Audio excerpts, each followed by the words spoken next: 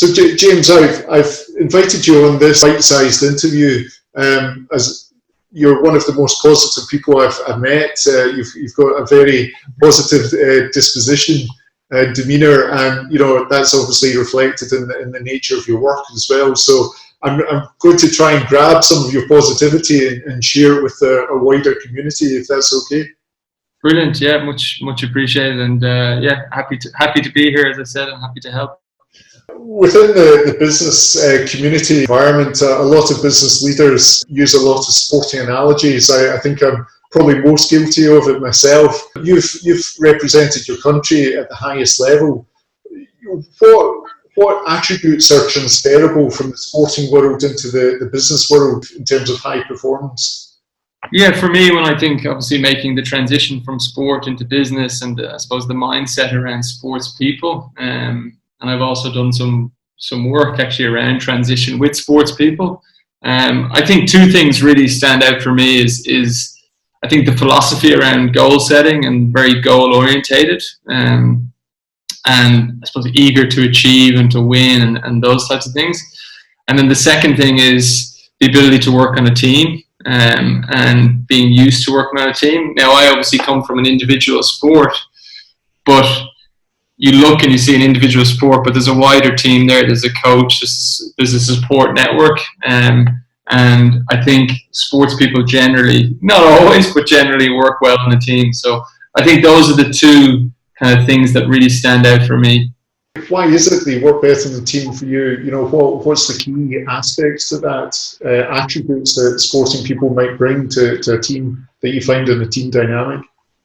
Yeah, I think in terms of achieving the goal, in terms of working well together effectively, I think that in terms of performance, that mindset, I think from speaking to and from being a sports person myself, is that, look, that you're not an expert in everything, and you have to try and leverage the different people's strengths on the team to be effective and to be successful. And so I think sports people they bring that aspect to performance. And you mentioned the attributes of being driven in nature. Is that something that's inherent that you're sort of brought up with, or is that something you believe you can develop in individuals? Yeah, it's a really good question. I mean, I think my philosophy has always been it's really important about who you surround yourself with, and who are the people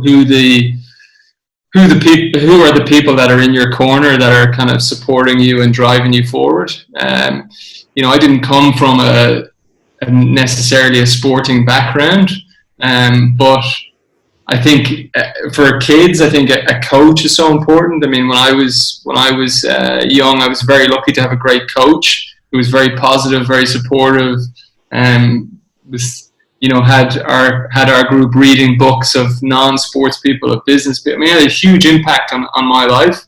And then I look at, in the corporate world when I work with teams now, and you see how important that leader or mentor or coach or whatever person you want to call them, how important it is to have someone who's in your corner and supporting you and I suppose driving you forward. And so I don't know if that answers your question, but I think it can definitely you can definitely learn it. Yeah. So, it's something that can certainly be developed and encouraged by the right leadership. I agree with that. I think I've been very fortunate that the people that I've surrounded myself with generally have been good people. And I think, there's a quote from Tony Robbins said, "Success leaves clues," and I think mentors and people you can ask for advice are important. Yeah, and I guess that's probably a good segue into my next question. What are the key things that motivate you, and how do you maintain your positivity and your motivation? Yeah, another very good question. For me, and I've thought about this a lot over the years, and values and what's important to you. For me, happiness is important. Fun is important. I see myself as a bit of an entrepreneur. I want to do something I enjoy. I want to do something that I want to get out of bed and do something that I want to do. Now, obviously, there's days where some days are tougher than others. I'm not going to sit here and say not, but I think when the goal or when the vision is clear, I think then you can really go after that purpose or that goal. So for me, it's always been around: am I having fun? Am I happy? And then obviously you have to pay the bills as well. So, but those two kind of core things. I mean, my philosophy would be: look, life is short. You may as well do something you want to do, and we never know what's around the corner. So. Yeah, it's a great attitude, and I don't think any of us saw the current circumstances coming around the corner anyway. So, very wise words in the current environment. You touched upon bad days there, and I think it's important when we're talking about positivity not to all be happy clappy and ignore the fact that people have productive days and people have less productive days, good days, bad days. How do you allow yourself to have bad days, and what's your approach to them, and I guess overcoming them? How do you pick yourself back up? Yeah, as I said, I do see myself as a positive person, but obviously I have bad days. We all have things that happen that we don't want to happen, and things that we have tough times.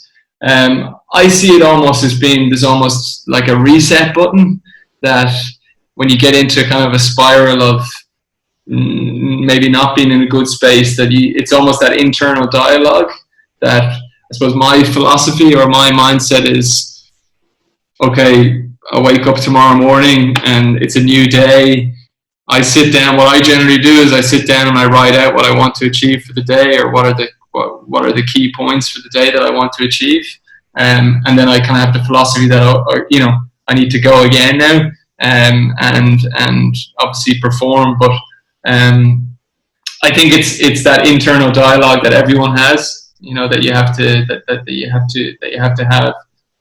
But I think a big thing for me is planning the day. So plan the day and then go after it. You mentioned earlier your support network, and surround yourself by positive people. Is that a large aspect of picking you back up as well? Or definitely, yeah. I mean, you mentioned obviously Branson, and he's obviously one of the people I've met. But I've met so many incredible business people and people in general in Ireland and everywhere. And look, we all have times where we're struggling a little bit with things, and it's really important that you have people that you can reach out to. So for people watching this, I mean, if there's someone you can reach out to in your company to have a chat with, or whether it's on LinkedIn, my philosophy is, I believe in people. I believe in the goodness of people, and I think, without sounding kind of hairy-fairy, but like when I retired from professional tennis, I really didn't know what I wanted to do, but I went out and met people for coffees, or I spoke to business people who played tennis, and I said, look, is there any way you could give me half an hour of your time? And by and large, people are very obliging. And if someone messaged me and said, could you meet for a coffee, I'd be open to having a conversation with someone. And I think generally people are. So I think it's really important to have a mentor or mentors. Yeah, no, I couldn't agree more. And you've been very generous in agreeing to this. When some Scottish idiot called you up and asked if you'd agree to do a short bite-sized interview. So. Your interviewing is better than your tennis, anyway. In terms of your goal setting, you mentioned it's a key part of your outlook.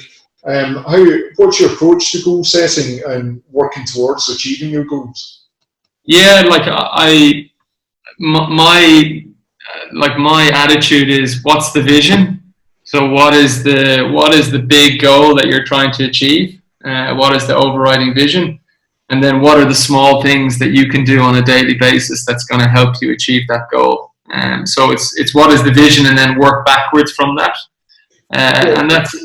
Sorry to cut across you. What sort of time frame do you put in the vision? Is it a 5-year plan or a 1-year plan, or?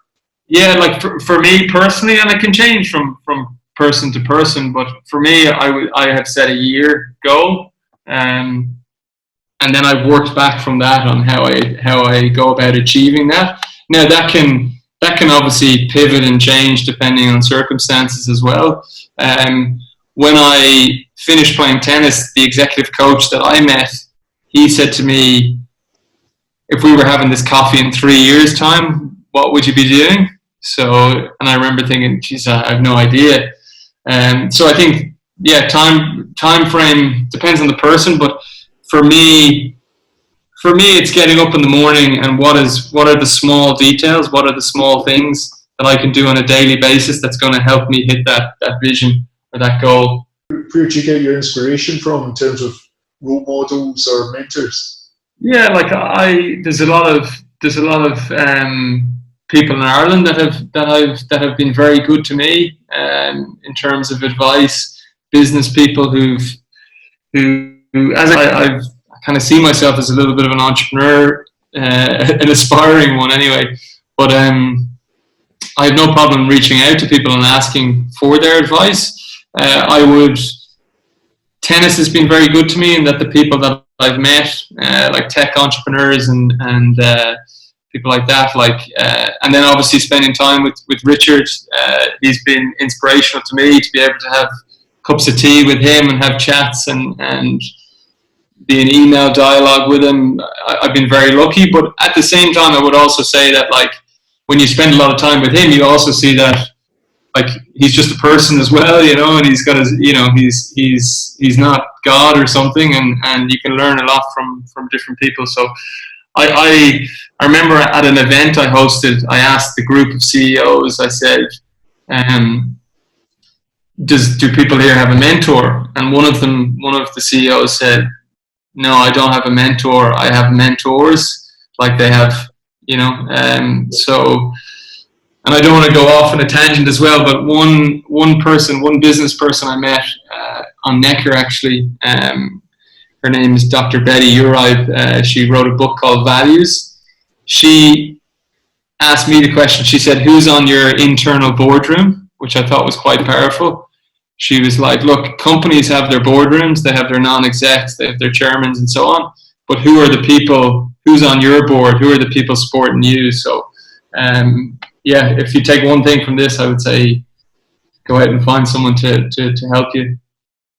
I was actually going to ask you for one piece of advice. It's a bit of advice that you can pass on, a bit of positivity.